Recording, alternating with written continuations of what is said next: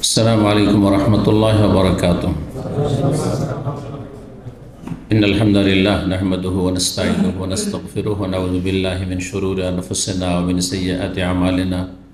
من يهده الله فلا مضل له ومن يضلل فلا هادي له.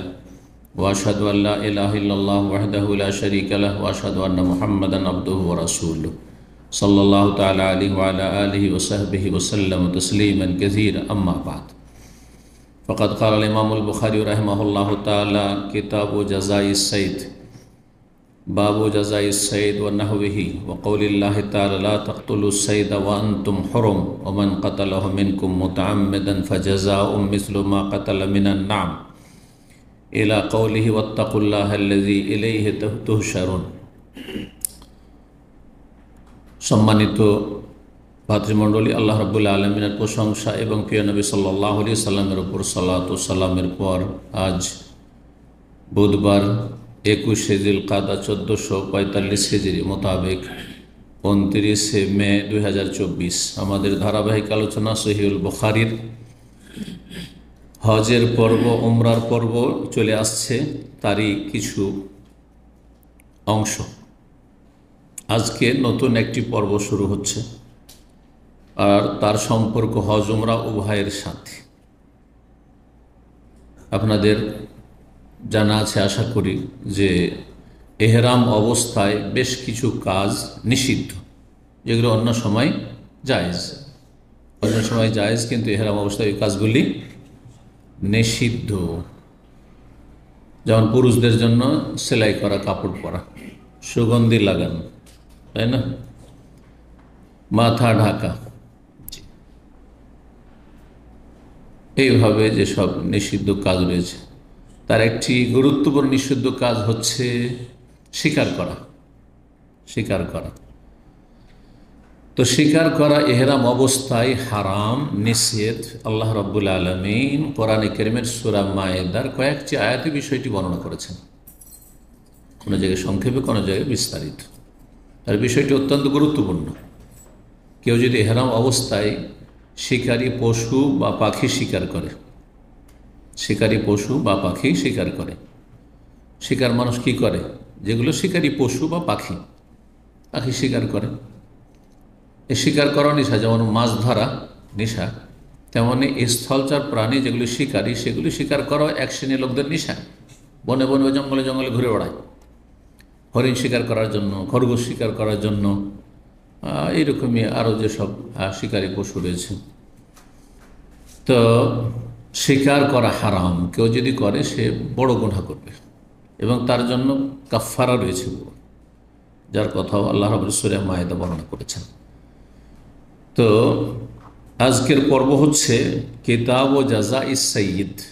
কিতাব জাযাইস সাইয়্যিদ, সাইদ সাদা ইয়াসিদুস সাইদ মানে শিকার করা। শিকার এহরাম অবস্থায়, আসল কথা হচ্ছে এহরাম অবস্থায়, এমনি শিকার করতে তো কোনো অসুবিধা নেই। এহরাম অবস্থায় শিকার যদি কেউ করে তো তার বদলা, জাযাউন মানে বদলা, তার বদলা দিতে হবে। তার বদলা দিতে হবে মানে কাফারা দিতে হবে, তার ক্ষতিপূরণ দিতে হবে, কাফারা দিতে হবে। জি, আল্লাহর সন্তুষ্টির জন্য এবং হারাম থেকে মুক্ত হওয়ার জন্য, তওবার জন্য। জি, তো এই হচ্ছে পর্ব। এতে আমরা কয়েকটি পর্বে শেষ করতে পারবো ইনশাআল্লাহ তাআলা। তো প্রথম যে অধ্যায় বলছেন বাবু জাযাইস সাইদি ও নাহবিহি, ইমাম বুখারী রাহিমাহুল্লাহ বলছেন এই অধ্যায় হচ্ছে শিকার করার বদলা বা এই ধরনের এমন কাজ যেগুলো নিষিদ্ধ এহরাম অবস্থায়। বিশেষ করে শিকার করার বিষয়টি, শিকার করার ক্ষেত্রে আমাদের কিছু মাসাইল জেনে নিতে হবে। শিকার করা পশু যেগুলি মানুষ শিকার করে, প্রাণী শিকার করে, সেগুলি দুই ভাগে বিভক্ত: স্থলচর প্রাণী আর জলচর প্রাণী।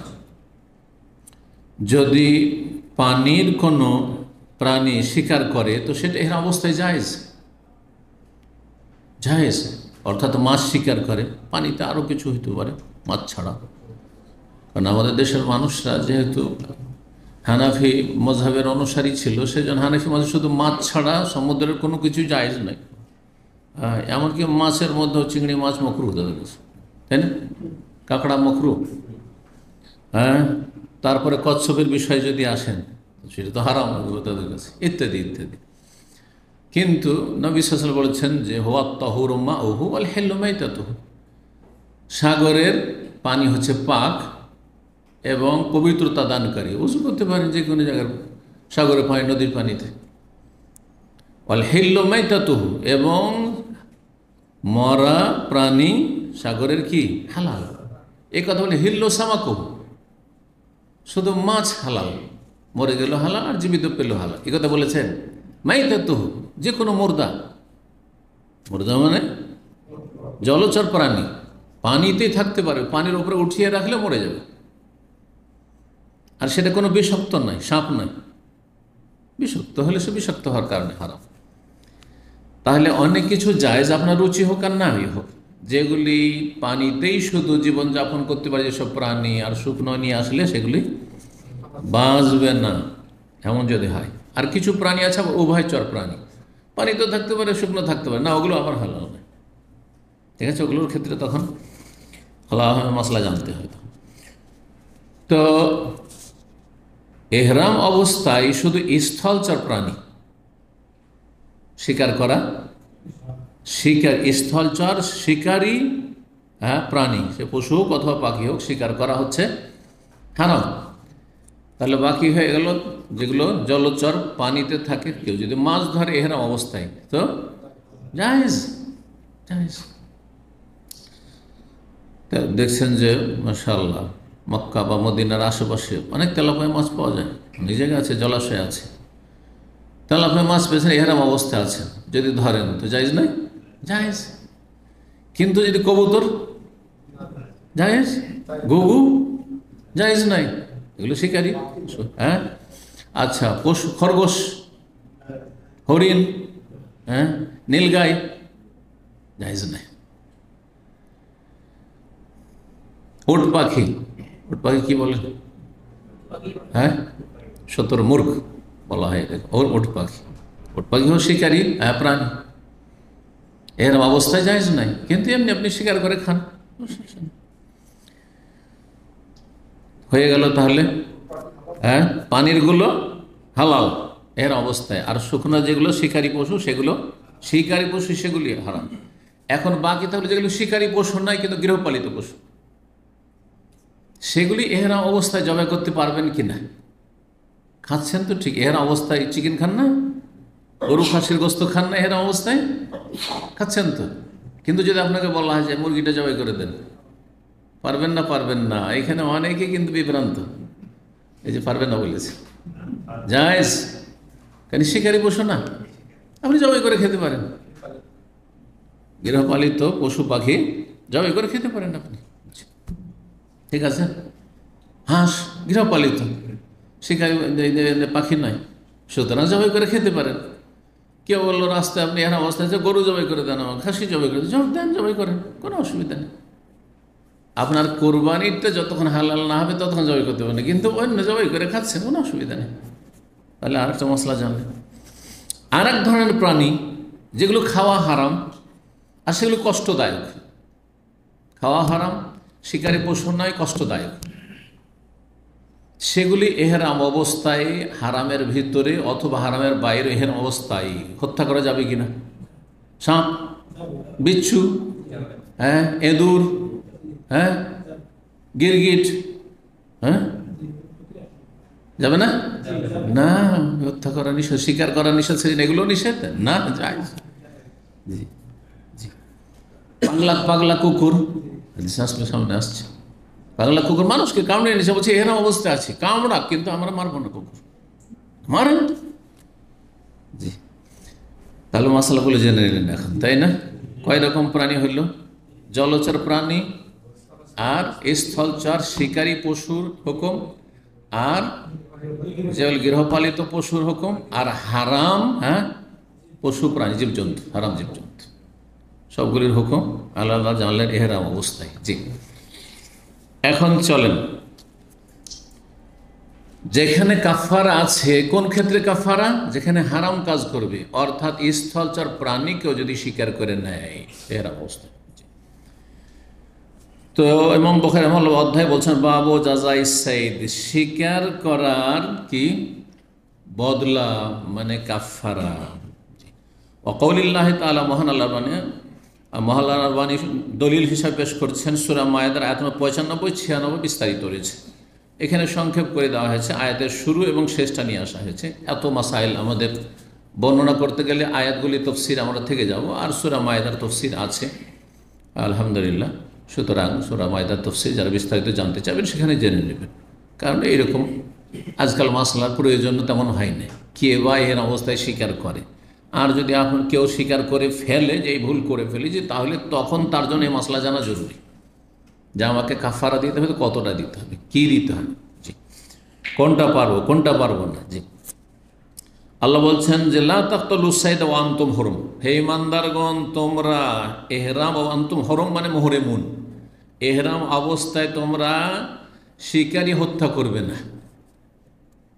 অথচ শিকার করেছে, হ্যাঁ, বা জবাই করেছে, ধরে শিকারী পশু ধরে জবাই করেছে, কিন্তু আল্লাহ হত্যা বললেন, হত্যা হারাম। সুতরাং তুমি যদি এহরাম অবস্থায় জবাই করো তাহলে তুমি হত্যা করলে, এটা জবাই করলে না। আল্লাহর এই যে ভাষা, এই ভাষার হিকমত দেখেন। আল্লাহ খুন করা, লা তাকতুলু মানে খুন করিও না। খুন করা কেন বলে? খুন করা অপরাধ।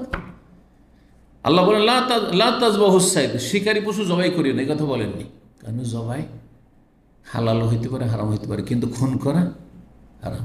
এই জন্য কেউ যদি, ওলামারা বলেছেন, এহরাম অবস্থায় কোনো হালাল পশু, আপনার শিকারী পশু এহরাম অবস্থায় যদি শিকার করে নেই, হ্যাঁ, জবাই করে, তাহলে সেটা খুন করা, কতল করা, আর খুন করলে সেটা হালাল হয় না। যদিও বিসমিল্লাহ আল্লাহ পড়ুক না কেন, সেটা তাদের জন্য হালাল নয়, অন্যদের জন্য যারা হাজি নয় এহরাম অবস্থায় তাদের জন্য হালাল নয়। পশুটাই হারাম, মাইয়াতের মতো, মৃত জন্তুর মতো। একটা পশু যদি মরে যায় তো মরা পশু খাওয়া হারাম, ওই রকমই হারাম।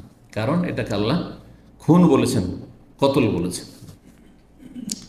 ওমান কাতালাহু মিনকুম মুতাআম্মিদান, তোমাদের মধ্যে কেউ যদি ইচ্ছাকৃত খুন করে, মাসলা জানা আছে হারাম।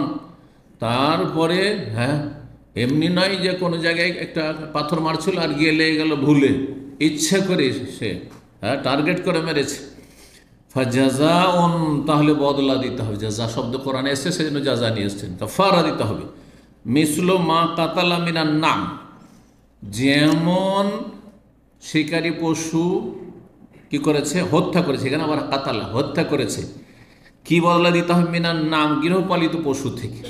অর্থাৎ সেই পশুটাকে দেখতে হবে, সেই পশুর আকার আকৃতি কি আপনার বা মূল্য আপনার ছাগলের সাথে মিলছে, যে ছাগলের মোটামুটি দাম, ঠিক তেমনি এই শিকারী পশুটি যদি কিনতে যাওয়া হয়, হ্যাঁ, তাহলে এর দাম খরগোশের দাম অথবা হরিণের দাম কীরকম। যদি এদিক থেকে মিল থাকে ছাগলের সাথে দুম্বার সাথে দুম্বা, যদি হ্যাঁ গরুর সাথে মিল থাকে তাহলে গরু দিতে হবে কাফারা, আর যদি উটের সাথে মিল থাকে তাহলে উট দিতে হবে।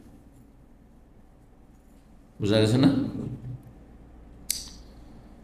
ওলামারা এসব বিস্তারিত আলোচনা করেছেন। এবং এটা কেমন করে, এটা কি আমাদের ছেড়ে দেওয়া হয়েছে? বলছেন ইয়াহকুম বিহা যাওয়া আদলি মিনকুম, মুসলিম সমাজের দুইজন ন্যায়পরায়ণ ব্যক্তি, হ্যাঁ, সুবিচারকারী ব্যক্তি, যারা বিশেষজ্ঞ এই ক্ষেত্রে, যে শিকারী পশুগুলোর মূল্য কত, এই মূল্যটা উটের মূল্যের কাছাকাছি চলে যাচ্ছে না, গরু গায়ের মূল্যের কাছাকাছি যাচ্ছে না, ছাগলের মূল্যের কাছাকাছি যাচ্ছে, ওই দেখে তারা চূড়ান্ত ফয়সালা দিয়ে বিচার করবে, আর তারপর সে অনুযায়ী তোমাকে কাফারা দিতে হবে।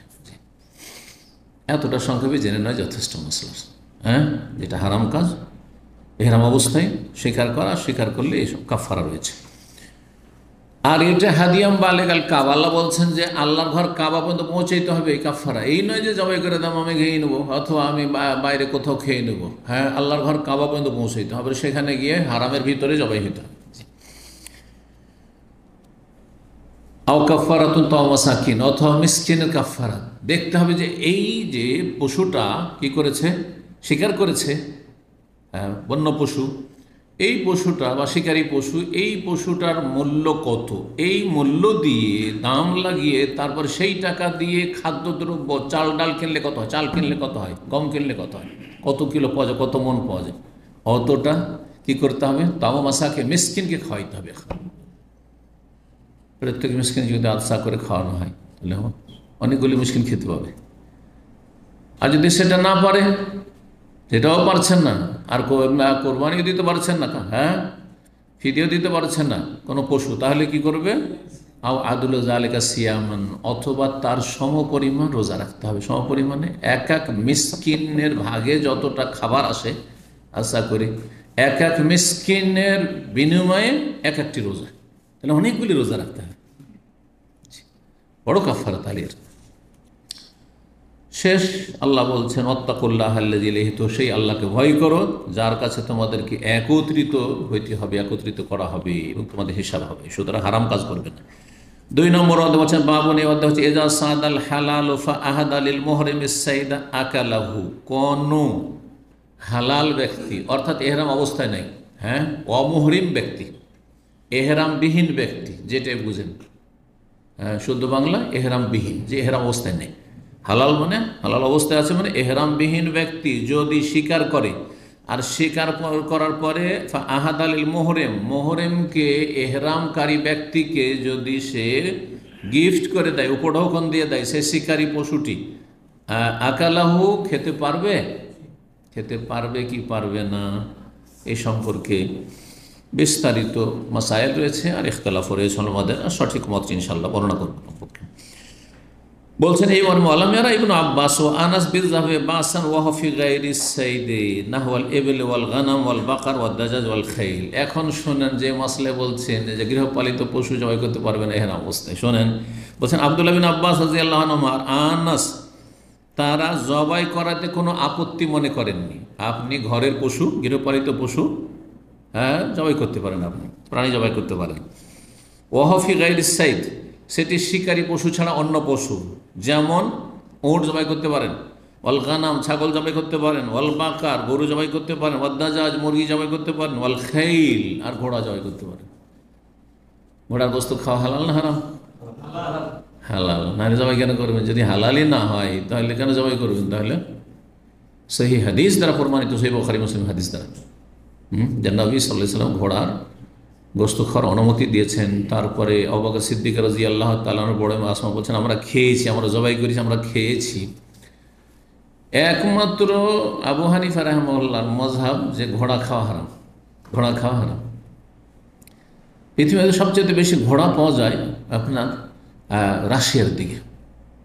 রাশিয়ার আগের সোভিয়েত ইউনিয়নের যতগুলি দেশ আর অধিকাংশ মুসলিম দেশগুলি, যে উজবেকিস্তান, তাজিকিস্তান, আজারবাইজান, এইসব যে দেশগুলো, তুর্কিস্তান, বিভিন্ন যে দেশগুলো আছে না, এইসব দেশে সবচেয়ে বেশি ঘোড়া আছে। আর ওই সব দেশগুলিতে সিংহভাগ হানাফি। তাহলে আল্লাহর এই নিয়ামত খাওয়া থেকে হানাফি মযহাবের অনুসরণ করতে গিয়ে, সহিহ হাদিসের বিপরীত আমল করতে গিয়ে তারা বঞ্চিত খাওয়া থেকে। বলা হচ্ছে যে ইমাম আবু হানিফা রাহিমাহুল্লাহ তার ইন্তেকালের 3 দিন আগে হাদিস যখন জানতে পারলেন তখন তিনি প্রত্যাহার করেছেন তার ফতোয়া আর ফিরে এসেছেন, আর শেষ ফতোয়া দিয়েছেন যে ঘোড়া খাওয়া হালাল। এক কথায় ইমাম আবু হানিফা কি বললো, শাফি মালিক আহমদ কি বললো, সেটা শরীয়ত নয়। শরীয়ত হচ্ছে কাল আল্লাহ কাল রসুল, আল্লাহ কী বলেছেন, রাসূলুল্লাহ কী বলেছেন, সাহাবীরা কী করেছেন। ঠিক আছে, রাসূলুল্লাহ সাল্লাল্লাহু আলাইহি ওয়াসাল্লাম খেতে অনুমতি দিয়েছেন, রাসূলুল্লাহ সাল্লাল্লাহু আলাইহি ওয়াসাল্লামের সামনে সাহাবীরা জবাই করে খেয়েছেন ঘোড়া। কিন্তু দেখেন একটি পশুতে একাধিক গরজ থাকতে পারে, একাধিক গরজ থাকতে পারে, শুধু একটা গরজ একটা পশুতে থাকে না, ঠিক না? যেমন আমরা গরুর গোস্তও খাই, আবার গরু দিয়ে আমরা চাষাবাদও করি না, করি না? গরুর আবার গাভীর দুধও খায়, জবাই করে সারা জীবন বুড়িয়ে গেছে, ওই বকন থেকে শুরু করে যে বাচ্চা দেওয়া শুরু করেছে 10 বছর 20 বছর, তারপর জবাই করছেন না, আপনি কী করছেন? দুধ খাচ্ছেন, শুধু বাচ্চা দিয়েছে দুধ খাচ্ছে। একাধিক গরজ আছে না নেই? একাধিক গরজ আছে। ওঠে একাধিক গরজ আছে, বাহনেরও কাজ লাগছে, আবার জবাই করে খাচ্ছেন। জি, ঠিক ওই রকমই ঘোড়াতে, কিন্তু একটি গরজ আরেকটি গরজের চাইতে বেশি উপকারী বা গুরুত্বপূর্ণ। ঘোড়ার ক্ষেত্রে ঘোড়ার পিঠে চড়া একটা ফায়দা, আর একটা হচ্ছে তার গোস্ত খাওয়া। কোনটা বেশি উপকারী? চড়াটা, কারণ ঘোড়া দ্রুত ছুটতে পারে, অন্য পশু এইভাবে দ্রুত ছুটতে পারে না। তো সেই জন্য আল্লাহ রাব্বুল আলামিন কোরআনে কারীমে ঘোড়ার যেটা মুখ্য উপকারিতা, আসল উপকারিতা, বরং আল খাইলা আল বিগাল আল হামিরা লিতারকাবুহা জিনা, ঘোড়া, খচ্চর আর গাধা লিতারকাবুহা তোমাদের বাহনের জন্য আর তোমাদের সাজসজ্জা, শোভা সৌন্দর্যের জন্য। যার বাড়িতে ঘোড়া রাখে কি চমৎকার লাগে, তারাকেও ভালো লাগে আর লোকজন দেখতে আসে। আমাদের এলাকায় এক মন্ত্রী মিনিস্টার ছিল মুসলিম, তো তার বাড়িতে ঘোড়া, লক্ষ লক্ষ টাকা দামের ঘোড়া, শুধু পুষতো দেখার জন্য, আর দূর থেকে লোকেরা দেখতে আসতো। আমি যে মাদ্রাসায় একসময় যৌবনকালে শিক্ষকতা করেছি মদিনা আসার আগে, সেখান থেকে আমরাও দেখতে গেছি, ওর চল ঘোড়াটা দেখে আসি, কারণ আমাদের সাথে ঘোড়া ওইরকম ঘোড়া দেখতে পাওয়া যায়, বিদেশি ঘোড়া। তো যাই হোক, কিন্তু তার মানে এই নয় যে খাওয়া জায়েজ নয়, খাওয়া জায়েজ, এটি সঠিক নয়। এই জন্য ইমাম বুখারী ঘোড়ার কথা উল্লেখ করেছেন। জি, ইউকালো, তারপরে তফসির করছেন, কারণ এই শব্দগুলি ওই সূরায়ে মায়েদাতে এসছে। আদলো জালেক, আদলুন মানে মিসলো, মানে মতো, আদল মানে মতো, অনুরূপ। ফাইজা কোসেরাত, কিন্তু ওইটাকে যদি আদল না পড়ে ঈদল বলেন, আদল মানে ইনসাফ হয়, আদল মানে সুবিচার, কারণ সুবিচার মানে অনুরূপ, মানে সমান সমান, যার যেটা হক সেটা দিবেন আপনি, এর সাথে মিল আছে। ঈদুল্লুন যদি পড়েন, ওর মানে হচ্ছে জেনাতুন, মানে সমান। ঈদুল্লাহ জালেকা মানে এর সমান, ঈদুল মানে সমান। আর এখান থেকে ভাইরা ভাইকে আরবিতে আদিল বলে, সেখানে হয়তো আজ পর্যন্ত শোনেননি। ভাইরা ভাই, সাড়ু কি বলে জানেন? আদিল, কারণ সমান সমান। আপনি যে শ্বশুর শাশুড়ির জামাই, সেও সেই শ্বশুর শাশুড়ির জামাই, আপনার শ্বশুর শাশুড়ি আর ওর শ্বশুর শাশুড়ি একই সেম, তাই না? ও এক বোনকে বিয়ে করেছে, হ্যাঁ, আপনি আরেক বোনকে বিয়ে করেছেন, ঠিক না? আপনার যারা শালা, তারও তারা শালা, আপনার ভাইরা, ঠিক কিনা?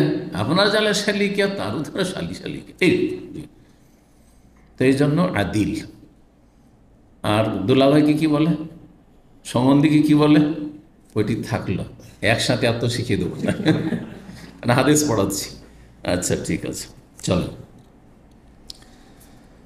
অনেক সময় আরবদের সাথে কথা বলতে গিয়ে আর আসে না, যে কেমন করে বুঝাবো যে এটা আমার, হ্যাঁ হ্যাঁ ভাইরা।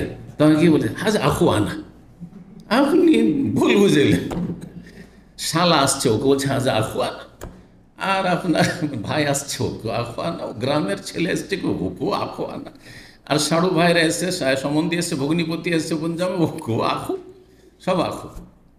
এটা তার বোঝানো হইল না, প্রত্যেকটা একটা শব্দ আছে, আপনার ভাষাতে আছে, আর আরবিতে নেই, অবশ্যই আছে। জি, তো এই জন্য বলা হয়। জি, তো তো আদলন ঈদুল্লন দুটোর সাথে আদিলের মিল আছে, কিন্তু দুটোর সাথে আপনি সমান সমান, ওই বাড়িতে আপনি সে বাড়ির জামা, সেও সে বাড়ির জামা, সমান, এদিক থেকে সমানের অর্থ আছে। আর তার অনুরূপ, হ্যাঁ, যেমন আপনি তেমন সে। জি, আর একটি শব্দ এসছে এখানে, কেয়ামান। কেয়ামান মানে কি? সূরা মায়েদার আয়াত নম্বর 97। আর কেয়ামান মানে হচ্ছে কেওয়ামান, বলছেন কেওয়ামান। কেওয়াম কাকে বলা হয়? মা ইয়াকুমু বিহিল মাইশা, জীবন উপকরণ। এমন উচ্চ বাংলা একটু বলে দিলাম যে অনেকে এটা উঠাইতে পারবেন না, যে জীবন উপকরণ মানে কি। দেখি কে বুঝেছেন, বুঝা? কেন অনেক অঞ্চলের সাধারণ মানুষ ওরা বাংলা অত জানে না, বলছে আপনার বাংলা ভারী, অথচ সবচেয়ে সহজ বাংলা আমি বলি, কিন্তু আপনি তো বলবেন মাস্টারেনি, কিন্তু ওই তো বলতে পারবেনি। জীবন উপকরণ, হ্যাঁ, এটা একটা মাস্টার। কিন্তু জীবন মানে যার মাধ্যমে আপনি জীবন যাপন করছেন, যেটা খেয়ে দিয়ে ভোগ করে, বা যেটার মাধ্যমে আপনি বেঁচে আছেন, সেটা টাকা পয়সা হোক, আর খাদ্য হোক, আর পানীয় হোক, হ্যাঁ, বেঁচে থাকা জীবনযাপনের মাধ্যম। উপকরণ মানে মাধ্যম। এটা হচ্ছে শাব্দিক অর্থ। আর কেউ কেউ অর্থ করেছেন কেয়ামান, কেওয়ামান মানে কল্যাণ। তাতে কল্যাণ আছে, খাবারে কল্যাণ আছে, পানিতে কল্যাণ আছে, আপনার টাকা পয়সাতে কল্যাণ আছে। টাকা পয়সা ছাড়া বাঁচতে পারবেন আপনি নাকি? হ্যাঁ, যেখানে যাবেন পয়সা, যেখানে যাবেন পয়সা। দিন শিখতে যাবেন, ওই আপনার 3 কিলোমিটার যেতে হবে, তো একটু গাড়ি 5 রিয়াল লাগবে হয়তো, ওখানেও পয়সা, সব জায়গাতেই পয়সা, পয়সা ছাড়া চলবে না। তো কেয়ামান মানে কেওয়ামান, এখানে কেয়ামান মানে এখানে দাঁড়ানো না, তবে দাঁড়ানোর অর্থ এখানে আছে, দূর থেকে সেটা হচ্ছে যার মাধ্যমে মানুষ দুনিয়াতে প্রতিষ্ঠিত থাকতে পারে। পয়সা না থাকলে মানুষ প্রতিষ্ঠিত থাকবে কী করে? পানাহার, খাবার দাবার, পানি না থাকলে মানুষ প্রতিষ্ঠিত থাকবে কী করে? হ্যাঁ, মরে যাবে, কয়দিন বাঁচবেন না খেয়ে, তো ফেরেশতা না। ইয়াদেলুন, তবে ইয়াদেলুন যে রয়েছে সূরা আনআমে, সুম্মাল্লাযীনা কাফারু বিরাব্বিহিম ইয়াদেলুন, অতঃপর যারা কাফের তারা তাদের রবের সাথে ইয়াদেলুন, সমকক্ষ সমতুল্য করেছে তাদের দেবদেবীকে, দরগা দুর্গাকে। আল্লাহর কাছে না চেয়ে জিলানির কাছে চায়, হ্যাঁ, খাজা বাবার কাছে চাই, হ্যাঁ, কেউ দুর্গাতে চায়, কেউ দরগাতে চায়। ইয়াদেলুন, আল্লাহ সমকক্ষ সমতুল্য করে দিয়েছে। যা আল্লাহর হক আল্লাহ দেন সেগুলি মানুষ সম্পর্কে মনে রাখে তারা দিতে পারে, অথবা প্রতিমা দিতে পারে, অথবা মরা মানুষ যে দাফন হয়ে আছে, কোন কালে দাফন হয়েছে, কোথায় চলে গেছে পচে সরে, তার সম্পর্কে মনে হচ্ছে সে মরেও মরেনি, কিন্তু আত্মগোপন করেছে। নাউযুবিল্লাহ, সে কি কুফরি আকীদা এগুলো। জি, এরা কি করে মুসলিম থাকতে পারে? যাই হোক, 1821 নম্বর হাদিস একটি হাদিস কিছু শব্দের, বাক্যের পার্থক্যের সাথে কয়েকবার করে আসবে। এই শিকার সম্পর্কে আব্দুল্লাহ বিন আবি কাতাদা বলছেন, ইনতালাক আবি আমাল হুদাইবিয়াতে, আমার বাবা আবু কাতাদা রাদিয়াল্লাহু তাআলা হুদাইবিয়ার বছর বাড়ি থেকে বেরোলেন, কিন্তু তিনি গিয়েছিলেন শত্রুদের খোঁজ খবর রাখার জন্য। উমরায় যাচ্ছেন, আর মক্কা এখনো কাফেরদের দখলে। আর যদি শত্রুদের খোঁজ খবর না রাখেন যে ডানে বামে কোথায় শত্রু আছে, যে কোনো শত্রু আক্রমণ করে মেরে দিতে পারে, তাই না? এই জন্য কিছু লোককে পাঠানো চলে, তোমরা রাস্তাগুলো আগে দেখবে যে কোথায় শত্রু দল আছে বা তারা আসছে নাকি, সম্ভাবনা আছে যে এসে রাস্তাতে তারা আমাদেরকে বাধাগ্রস্ত করবে। আর তাই করেছিল, হুদাইবিয়া যেতে চলে এসছে শত্রু সামনে, না আগে বাড়তে দেবো না, দিলই না আগে বাড়তে। তো তিনি এহরাম বাঁধেননি, যেহেতু শত্রুদের যে কোনো সময় মোকাবেলা করতে হইতে পারে, তিনি এহরাম অবস্থায় ছিলেন না। এই কথাটি আসবে। তো বলছেন ফাহরাম আসব, তার সাথী সঙ্গীরা তো এহরাম করেছিল, আলম ইহল, তিনি এহরাম বাঁধেননি, মানে আমার আব্বা এহরাম বাঁধেননি। ওয়াহুদ্দেসান নবী সাল্লাম, আর নবী সাল্লামকে জানানো হইল, তখনকার যুগও কিন্তু গোয়েন্দা ছড়া থাকতো, যেমন কাফেররা ছেড়ে রাখতো তাদের খোঁজ খবরের জন্য, সাহাবাই কেরামগণ এই কাজ করতো, যে চারিদিকের খবর রাখো, মরুভূমি, পাহাড়ের আড়, বন জঙ্গল কোথাও, হ্যাঁ। সুতরাং আগে বিভিন্ন এলাকা, ডানে বামে সামনে সামনে সব দিকের খবর রাখতে, যাতে করে কোনো রকমের ক্ষয়ক্ষতির সম্মুখীন না হতে হয়। নবী সাল্লাল্লাহু আলাইহি ওয়াসাল্লামকে জানানো হইল, যারা খোঁজ খবর রাখছেন রাস্তাঘাটের, যে আন্না আদুওয়ান, একটি শত্রু দল, একজু হবে গায়কা, গায়কা নামক স্থানে তার বিরুদ্ধে লড়াই করার জন্য চলে আসছে। যাচ্ছেন নবী সাল্লাল্লাহু উমরা করার জন্য, আর ওরা যুদ্ধ করার জন্য আসছে। আগে থেকে সতর্ক হইতে হবে, সাথে অস্ত্র আছে, কিন্তু অস্ত্র বের করে প্রস্তুত হয়ে যাননি, যে লড়াই করতে যাচ্ছে, লড়াই করলে আলাদা প্রস্তুতি ছিল।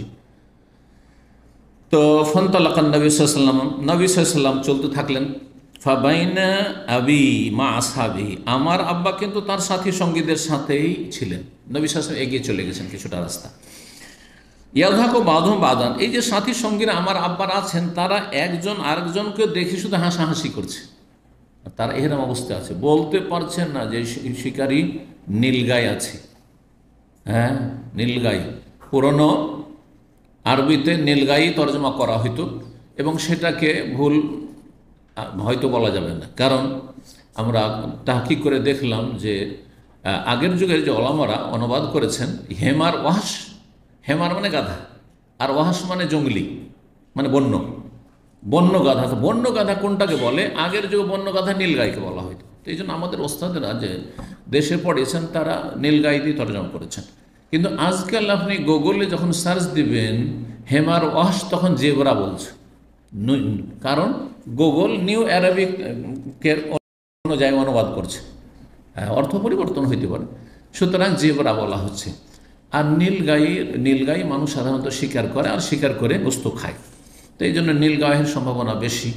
আর জেব্রাও যদি কেউ অর্থ করে তো ভুল বলা যাবে না, কারণ হেমার ওয়াহাস মানে কি?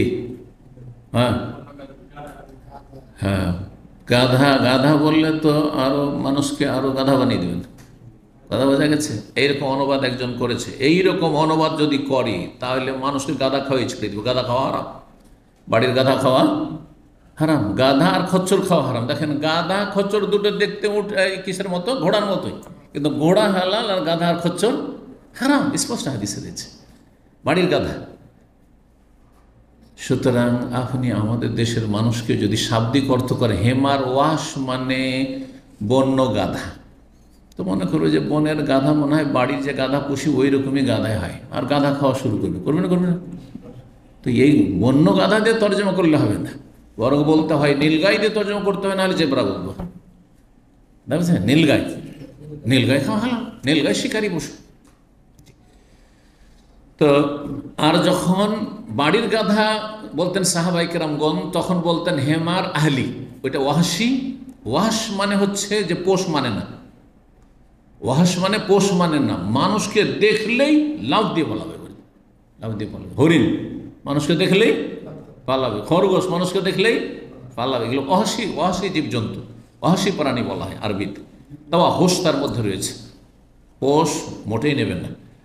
আর কিছু কিছু পশু আছে সেগুলো হচ্ছে যদিও হারাম, সেগুলি পোষ মানে, যেমন বিড়াল মানুষকে দেখলে মেও মেও করে এসে কোলে শুয়ে যাবে, দেখ না, পায়ের কাছে ঘোরাঘুরি করবে, জি, মনে হচ্ছে আদর করছে, আদর নিতে চাইছে, বিছানায় শুয়ে যাবে, জি। তো বলছেন যে সাহাবায়ে কেরামগণ তার সাথে যে ছিলেন যারা, তারা ইহরাম অবস্থায় আছেন, বলতে পারছেন না যে এই শিকারী পশু, আর এর জন্য হালাল কি করা, শিকার করা, কারণ ইহরাম অবস্থায় নেই আবু কাতাদা। কিন্তু একে অপরকে দেখে থামতে পারছে না, তখন হাসতে শুরু করেছেন, হাসছেন। ও দেখেন, ওই হাসা দেখে এদিক ওদিক দেখতে লেগেছে, ব্যাপারটা কি? কারণ কেউ যদি আপনাকে দেখে হাসে বা কয়েকজন হাসে, তা আপনি কী করবেন? এদিক ওদিক দেখবেন বা নিজের কথা চিন্তা করবেন যে রে ভাই আমি কিছু ভুল করলাম, আমাকে নিয়ে হাসছে, নাকি এদিক ওদিক কোনো ব্যাপার স্যাপার আছে, ঠিক না? ওই রকম আবু কাতাদা বলছে ফানাজার, তো আমি এদিক ওদিক দেখতে লাগলাম, ফাইদা না বেহেমার ওয়াহশ, দেখছি যে আমি একটি নীলগাই দেখেছি, ফাহামাল তো আলী, তখন তার উপর আমি আক্রমণ করে দিলাম, ফাতা আনতুহার, তাকে আঘাত করলাম, ফা আসবাত, আঘাত করে সেখানেই ফেলে দিলাম, একবারে হত্যা করে ফেলেই দিলাম সেখানে। ওয়াস্তান্ত বেহিম, আর তাদের কাছে একটু সাহায্য চাইলাম। সাহায্য কিসে চেয়েছিল? সামনে হাদিসে আসছে, ওই ঘোড়ার পিঠে যে দৌড় দিতে যাচ্ছে, চাবুকটা পড়ে গেছে, তো চাবুকটা একটু ধরিয়ে দাও নিচে।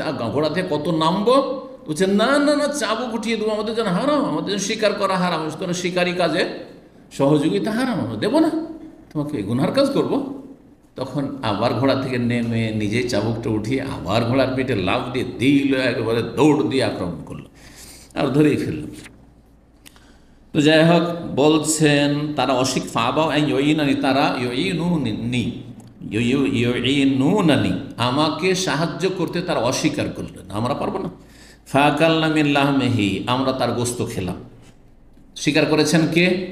অমহরিম ব্যক্তি, আর খাচ্ছেন মহরেম সকলেই। ওয়াখাসিনা, তারপরে আমাদের আশঙ্কা হইল আর নোক্তাতা, যে আমরা নবী সাল্লাল্লাহু আলাইহি ওয়াসাল্লাম থেকে বিচ্ছিন্ন না হয়ে যাই। আরে মরুভূমিতে একটু পাহাড়ের আড়ে হলে তো বোঝা যাবে কোন দিয়ে গেল, রাস্তা কি আজকালকার মতো যে রোড রাস্তা একটাই রাস্তা যাচ্ছে, মক্কার দিকে যাচ্ছে, এই রাস্তা ছাড়া তো অন্যদিকে যাবে না। ও যদি 100 চালে, 120 চালে, আপনি 140-50 চালিয়ে হয়তো সাথ ধরে নেবেন কিছুক্ষণের মধ্যে, ঠিক না? কত রাস্তা, এইদিকে ওইদিকে, কোন দিকে নবী সাল্লাল্লাহু আলাইহি ওয়াসাল্লাম এমন বিচ্ছিন্ন হয়ে যান যে শত্রুদের কবলে না পড়ে যান, আর নিরাপত্তাহীনতার সম্মুখীন না হন। হ্যাঁ, আর আমরা আর হয়তো সাথী হইতে পারবেন, সঙ্গী হইতে পারবেন নবী সাল্লাল্লাহু আলাইহি ওয়াসাল্লামের, এমন আশঙ্কা হইল। তো বলছেন ফাতালাবতুন নবী সাল্লাল্লাহু আলাইহি ওয়াসাল্লাম, তখন নবী সাল্লাল্লাহু আলাইহি ওয়াসাল্লামকে তলাশ করা শুরু, এদিকে শিকার টিকার করতে দেরি হয়ে গেছে। আর তারপরে আরও কিছু কথা আছে। নবী সাল্লাল্লাহু আলাইহি ওয়াসাল্লাম ওদেরকে বলেছিলেন যে দেখো, আমরা যেটা স্বাভাবিক রাস্তা মদিনা থেকে মক্কা যার, ওই রাস্তায় আমরা যাচ্ছি, আর তোমরা যেহেতু শত্রুদের খোঁজ খবরে, শত্রু তো স্বাভাবিক রাস্তায় থাকবেন, শত্রু দল সব সময় অপ্রসিদ্ধ রাস্তায় থাকবে তারা, তাই না? অচেনা রাস্তায় গিয়ে ওত পেতে থাকবে। তো নবী সাল্লাল্লাহু আলাইহি ওয়াসাল্লাম বললেন যে তোমরা সমুদ্র তীর মানে আপনার বদর, ইয়াম্বো, ওইদিকে সমুদ্র, ওই দিক থেকে, আর ওই রাবেগ মানে জেদ্দার কাছাকাছি, ওই দিক থেকে তোমরা আপনার সাগর তীরবর্তী এলাকা দিয়ে তোমরা কি করো, একটু শত্রুদের সন্ধান রাখো, খোঁজ খবর রাখো, আর তারপর আমাদের সাথে মিলিত হও। এই জন্য খানিকটা দূরে হয়ে গেছেন। তো তারপরে চিন্তা করলেন যে নবী সাল্লাল্লাহু আলাইহি ওয়াসাল্লামকে তলাশ করি। নবী সাল্লাল্লাহু তলাশ করা শুরু করলাম। তলাশ করতে কেমন করে তলাশ করবেন? এখন তাহলে বেশি স্পিড দিতে হবে। নবী সাল্লাল্লাহু আলাইহি ওয়াসাল্লাম আছেন ওটের পিঠে, আর আবু কাতাদার কাছে আছে ঘোড়া। বলছেন আর ফাউ ফারাসি শাওয়ান, একবার আমি আমার ঘোড়াকে দ্রুত বেগে চালাচ্ছি, একবারে দিচ্ছি দ্রুত, হ্যাঁ, উড়িয়ে ঘোড়া। ও আসির ও শাওয়ান, কখনো কখনো স্বাভাবিক গতিতে, স্বাভাবিক গতিতে যখন চলছি তখন এদিক ওদিক দেখছি কি জানি কোথাও ডানে বামে নবী আছেন নাকি, আর কখনো দিছি দৌড়। ফালাকিতু রাজুলান বানি গিফার ফি জওফিল, রাতের অন্ধকার, রাতের বেলাও ছিল, এমন কোনো বিদ্যুতের যুগও নয়, হ্যাঁ, অন্ধকার সব। তো বলছেন যে জনক ব্যক্তি গেফার বংশের, ওই এলাকায় বানু গেফার বংশ বাস করত। তো এখান থেকে আবু জার গেফারি রাদিয়াল্লাহু তাআলা আনহু সাহাবী, এই বংশে বানু গেফার বংশের জনক ব্যক্তির সাথে আমি সাক্ষাৎ করলাম ফি জওফিল, রাতের অন্ধকারে, গভীর রাতে। তো আমি জিজ্ঞেস করলাম আইনা তারাক্তান নবী সাল্লাল্লাহু আলাইহি ওয়াসাল্লাম, সে মুসলিম ছিল। নবী সাল্লাল্লাহু আলাইহি ওয়াসাল্লামকে কোথায় তুমি ছেড়েছো, মানে দেখেছো, কোথায় দেখেছো? কাল তারাক্তুহু বিতাহিন, আমি তাহিন নামক স্থানে তাকে দেখেছি ওখানে। আর ওয়াহুয়া কাইলু সুকিয়া, তিনি, এখন তো রাত বা ভোর রাত, গভীর রাত এখন, তিনি দুপুরবেলার বিশ্রাম করবেন সুকিয়া নামক স্থানে গিয়ে। মানে এমন গতিতে চলছেন যে সামনে সুকিয়া নামক স্থান রয়েছে, সেখানে গিয়ে হয়তো তিনি দুপুরের বিশ্রাম নিলেন। তো বিশ্রাম নিলেই আপনারা গিয়ে ওখানে পেয়ে যেতে পারেন সুকিয়া নামক স্থানে। কেমন করে জানলেন? হয় তিনি শুনেছেন নবী সাল্লাল্লাহু আলাইহি ওয়াসাল্লামের কাছে, অথবা তিনি অনুমান করলেন যে একটা লোক যদি চলে, আমরা অনুমান করে বলতে পারি যে একজন লোক ধরেন এখান থেকে রিয়াদের পথে আছে, আর এখন জুদায় আছে, তাহলে আর 1-2 ঘন্টা পর আর কত দূরে থাকবে, এটা বলা যেতে পারে, তাই না? জি, বা 3 ঘন্টার মধ্যে সে রিয়াজ পৌঁছে যাবে। আপনারা যদি আপনি দ্রুত যান তো মোটামুটি 2-3 ঘন্টার মধ্যে রিয়াজে পেয়ে যাবেন। এইভাবে তো কায়েল শব্দের দুটি ব্যাখ্যা করা হয়েছে। একটি হচ্ছে কালা ইয়াকিল ও কাইলুলাতান, মানে দুপুরের বিশ্রাম, এটি প্রসিদ্ধ অর্থ। কালা ইয়াকিল যখন দাঁড়াবে আজরাবো, তার মানে দুপুরে একটু ঘুমানো, দুপুরের ঘুম কাইলুলা বলা হয়, বোঝা গেছে আরবিতে। আর কালা ইয়াকুল মানে বলা, কালা ইয়াকুল কওল মানে বলা। কেউ কেউ বলার অর্থ করেছেন, মানে ওয়াহুয়া কাইলু সুকিয়া, বলছেন তারা তবে তাহেন, তাহেন নামক স্থানে নবী সাল্লাল্লাহু আলাইহি ওয়াসাল্লামকে ছেড়ে আসলাম, ওখানে আছেন। আর তিনি বললেন যে সুকিয়ার উদ্দেশ্যে তিনি যাচ্ছেন। কায়েল তিনি বললেন যে আমরা উদ্দেশ্য হচ্ছে তোমরা সুকিয়া চলো, মানে সুকিয়ার দিকে এগিয়ে চলো, তাহলে ওইদিকে এই রাস্তায়, সুকিয়ার রাস্তায় গেলে পেয়ে যাবেন, কাছাকাছি জায়গাগুলো। ফকুল তো ইয়া রাসূলুল্লাহ, গিয়ে বলে হে আল্লাহ রাসূল, পেয়ে গেছেন তিনি, ঘোড়া দৌড়িয়ে গিয়ে নবী সাল্লাল্লাহু আলাইহি ওয়াসাল্লামকে পেয়েছেন। বলছেন ইন্না আহলাকা ইয়াকরাউনা আলাইকা আসসালাম ওয়া রাহমাতুল্লাহ, আপনার পরিবার এখানে বলা হয়েছে। আর সামনের হাদিস আছে ইন্না আসহাবাকা, আপনার সহচরগণ, সাথীগণ। তাহলে দুটোতে সংঘর্ষ আছে নাকি? তাহলে বোঝা গেল এখানে পরিবার বলতে ইমানি ইসলামী পরিবার মানে সাথী সঙ্গীগণ। কারণ নবী সাল্লাল্লাহু আলাইহি ওয়াসাল্লাম পরিবার স্ত্রীদেরকে ছেড়ে দিয়ে চলে যাবেন একা একা নাকি? এটা হইতে পারে। তাহলে বোঝা গেল আহাল মানে তাহলে নিজের পরিবার, মানে ফ্যামিলি নয়। এখানে আহাল মানে যেমন আজকাল কোম্পানির লোকদেরকে নিজের পরিবার বলছে, শুনেছেন না? আজকালকার পরিভাষা কিন্তু দেশেও কিন্তু অমুক পরিবারের, হ্যালো, বড় কোম্পানিগুলোর নাম বলেন, তাইলে এটা হচ্ছে হ্যাঁ জামেল জামেল জামেল ফ্যামিলি, জামেল গ্রুপ বা জামেল পরিবারের, এটা হচ্ছে তোমার রাজেহি পরিবারের, এটা হচ্ছে আবুল খায়ের পরিবারের। মানে তাদের কর্মচারী, তাদের কোম্পানির সাথে যুক্ত, তাদের সাথে কোনো রক্তের আত্মীয়তা নেই। তারপরে জি, তো আপনার সাহাবায়ে কেরামগণ আপনাকে সালাম বলছেন, ওরা তো উটের পিঠে আছে, পিছনে পড়ে আছে, আরে চলে এসছে নাকি আমি ঘোড়ায়, সালাম রহিম বলছেন। ইন্নাহুম কাদ খাশু, আর তারা ভয় পাচ্ছেন, আইয়ুক্তাতাউ দুনাকা, যে আপনার থেকে তারা বিচ্ছিন্ন না হয়ে পড়ে, আপনার সাথ ধরতে পারবেন না। তারা উটের পিঠে, আপনি উটের পিঠে, আর আপনি এরকম চলতেই থাকেন, তাহলে তারা পাবেন আপনার খুঁজে। ফান্তাজিরহুম, সুতরাং আপনি ওদের জন্য একটু অপেক্ষা করুন, পিছনে পিছনে আসছে, একটু অপেক্ষা করুন। বলতো ইয়া রাসূলুল্লাহ, আমি বললাম হে আল্লাহ রাসূল, এখন আসছে ওই শিকারী পশুর গোস্তের কথা। আসাব তো হেমার ওয়াহাসিন, আমি একটি নীলগাই পেয়ে গেছি শিকার করে। ওয়াইন্দি মিনহু ফাদেল, আর আমার কাছে কিছুটা অবশিষ্ট গোস্ত আছে।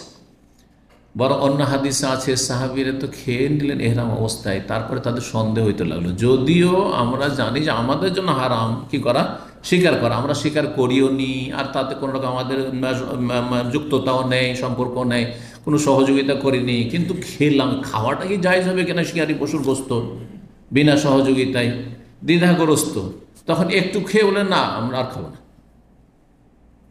তখন আবু কাদা বলেন ঠিক আছে, নবী সাল্লাল্লাহু আলাইহি ওয়াসাল্লাম জিজ্ঞাসা করি, তারপর দেখা যাবে তোমরা খাবে না খাবে। এসে জিজ্ঞেস করছে আমার কাছে কিছুটা আছে। ফাকালিল কওম, তখন সাথী সঙ্গীদেরকে বললেন কুলু তোমরা খাও, অহম মুহরিমুন, তারা সকলে এহরাম অবস্থায় ছিল, এহরাম অবস্থায় ছিল। সামনে আরো দু একটা অধ্যায় দেখি।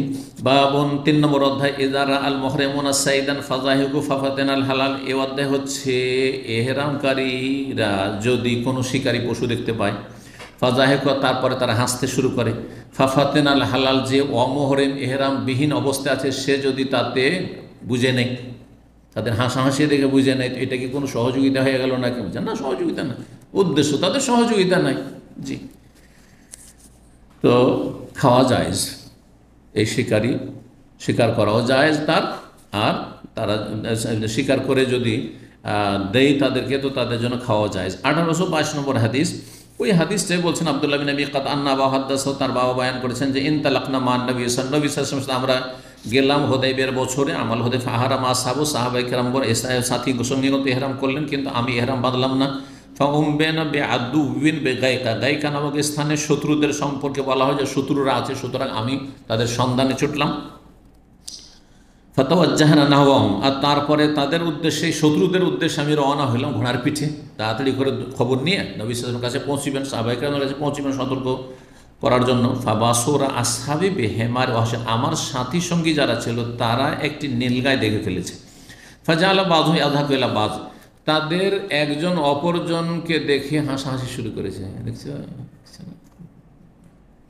কিন্তু আবু কাতাদাকে বলছে না যে এহরামবিহীন আছে, ওকে বলছে না, আপোষেশ্বর এইরকম যে সুযোগ পেয়ে গেছি আজ নীলগায়, যদি আমরা এহরাম অবস্থায় না থাকতো তাহলে তো কাজ হয়ে যেত। হ্যাঁ, এসব কথা বলছে না, হাসছে তারা।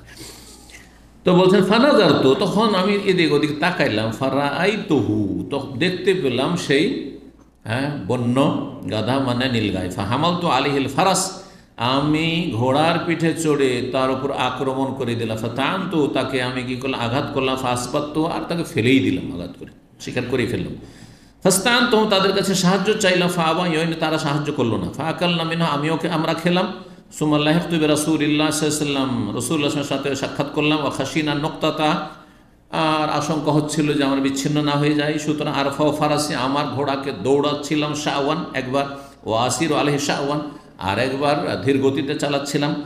ফালাকিতু রাজুলান বানি গিফার ফি জাওফিল্লাহ, রাতের অন্ধকারে দেখার বানি গিফার এক ব্যক্তির সাথে। ফাকুলতু আইনা তারাকতা রাসূলুল্লাহ সাল্লাল্লাহু আলাইহি ওয়াসাল্লাম, কালা তারাকতুহু বিতাহেন, তাহেন নামক স্থানে নবী সাল্লাল্লাহু আলাইহি ওয়াসাল্লামকে ছেড়েছি। ওয়া কাইলুন সুকিয়া, তিনি বিশ্রাম করবেন দুপুরে সুকিয়াতে, অথবা তিনি বললেন যে সুকিয়ার দিকে তিনি যাচ্ছেন। ফালাহিকতু বিরাসূলিল্লাহ সাল্লাল্লাহু আলাইহি ওয়াসাল্লাম, রাসূলুল্লাহর সাথে আমি সাক্ষাৎ করলাম। হাত্তা আতাইতু, পৌঁছে গেলাম। ফাকুলতু ইয়া রাসূলুল্লাহ ইন্না আসহাবাকা আরসাল ইয়াকরাউন, এই যে ইন্না আসহাবাকা, আপনার সাথী সঙ্গীগণ, এখানে আহলাকা পরিবার নেই, ঠিক না? আর একটি শব্দ আর একটি শব্দের ব্যাখ্যা করবে, একটি হাদিস আর একটি হাদিসের ব্যাখ্যা করে।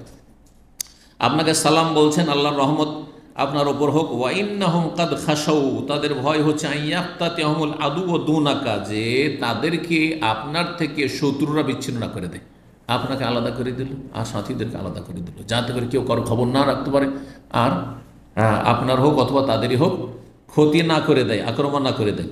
ফানজুর হুম, তাদের জন্য অপেক্ষা করুন। অনজুর, নাজার আনজর মানে দেখা হয়, নাজার আনজর মানে ইন্তজার করা, অপেক্ষা করা। এখানে ইন্তাজের অর্থ, কারণ আগের হাদিসে ইন্তাজের শব্দটি এসছে। ফাফা আল্লাহ, তাই করলেন, নবী সাল্লাল্লাহু আলাইহি ওয়াসাল্লাম অপেক্ষা করলেন।